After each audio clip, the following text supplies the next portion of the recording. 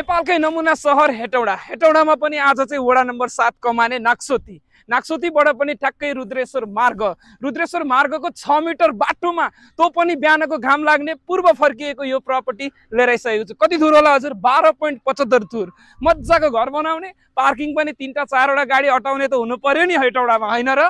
अब हेर्नुहोस् कहाँनिर होला लोकेसन, ट्याक्कै पछाडि तपाईँले तस्बिर बोर्डिङ पनि भेट्नुहुन्छ भने आशिष बेकरी पनि नजिकै रहेको छ। भनेपछि उद्योग धन्दा गर्न पनि हुने, घरै बस्दा पनि हुने, मजाले भाडामै लाउन पनि मिल्ने, नजिकै मुटु अस्पताल भएको र प्रहरी चौकी पनि नजिक भएको, पानी बत्ती बिजुली डली सबैको सुविधा सम्पन्न भइसकेको।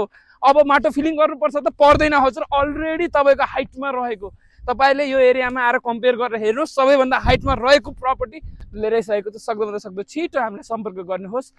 प्राइसको कुरा गरे हजुर 3,30,000 प्रति धुरमा। सक्दोभन्दा सक्दो छिटो हामीलाई सम्पर्क गर्नुहोस्। Thank you.